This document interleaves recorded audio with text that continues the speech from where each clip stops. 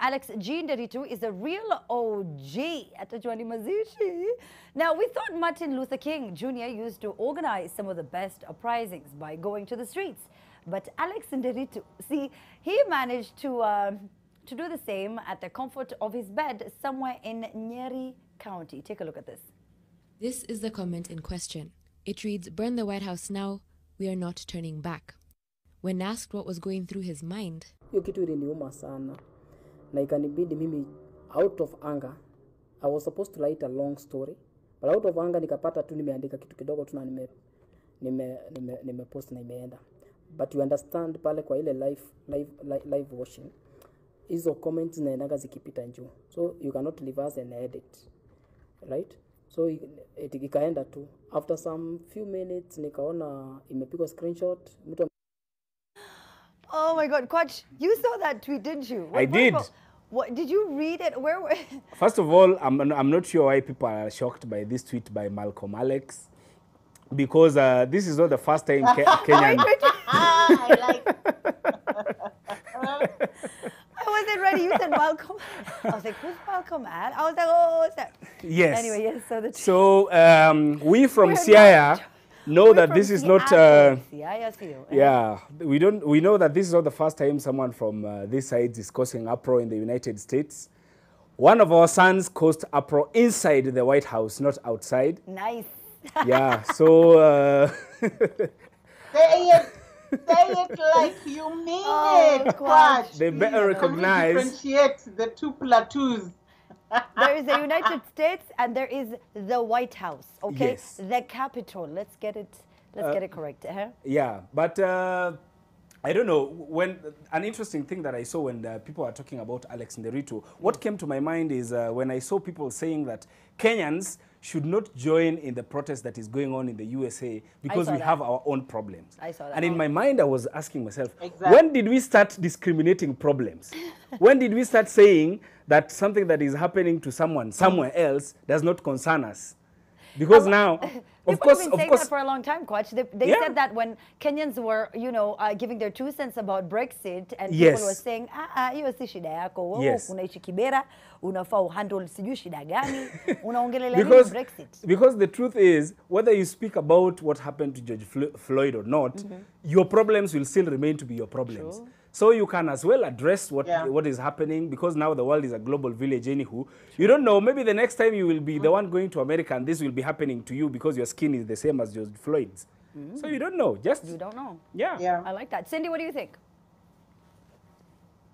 Well, I think the reason why people are a bit livid that there's so much uproar by Kenyans about George Floyd and there isn't enough uproar by Kenyans about what's going on is because we have seen what uproar on social media has caused. It can cause social change. It can actually have physical change, because if George Floyd's video wasn't shared, there will not be this movement going on, and maybe finally racial segregation will be addressed in the US.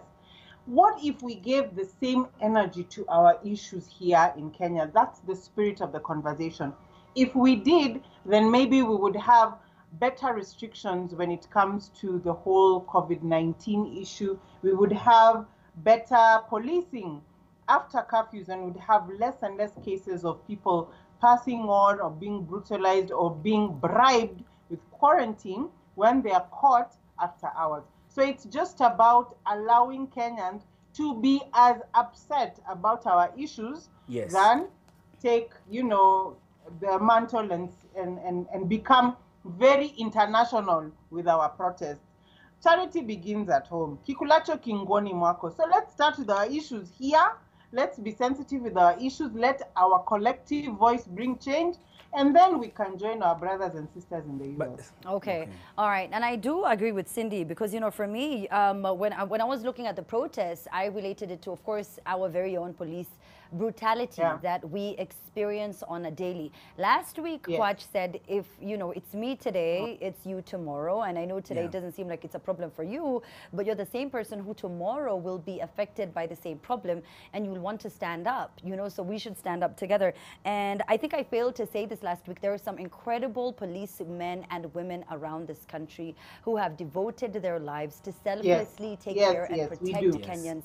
And they have prioritized our lives, our livelihoods, our safety, and all of that. So I don't want it to be like it's a blanket statement. But for that, Cindy, you're right. My heart is very heavy. And my heart does bleed for Yasin Moyo, a 13-year-old boy with a long life ahead of him, innocently gunned down in the balcony of his home. That I relate to from the George Floyd story. Samuel Maina, a young man brutally beaten, robbed, disfigured, and left for dead. My heart bleeds for Kamis Juna, a border rider, if you remember, who selflessly took a pregnant woman to Mama's Lulusi, if I'm not mistaken, and then, you know, he lost his life. A homeless man in Madari the other day who, you know, the, what's his name? The Boniface Mwangi was trying to, you know, fight for. So human rights activists are, you know, just in anger, saying that, you know, some of these things need to stop. And you're right, Cindy, we do need to feel the same sort of like anger and like rage here at home. I'm not saying that, you know, we should take the same sort of like angle, but we do need to be just as upset. Now, still in the U.S., a video of a Kenyan helping to conduct a protest in Seattle, Washington, and in the Swahili language went viral here in Kenya. Now, this came after the killing of a man, George Floyd, as you know, at this point, at the hands of the police, leading to nationwide protests. So if you haven't had a chance to see the video, this is how it went down. We can say it in Swahili. We say haki yetu. Haki yetu. Haki yetu. Haki yetu. Haki yetu. Haki yetu. Haki yetu. Haki yetu. Haki yetu. Haki yetu. Haki yetu. Oh my God, Kwach, what do you think about this? You saw this video, right? Yes, I did. And what I loved about it is how he wore the people down with that hakietu. He went on and on and on and on and on. And I realized something. Yeah. What people should know all over the world is that protests have levels. Like there's the level when you're still rioting in English. Ni kama shida tu.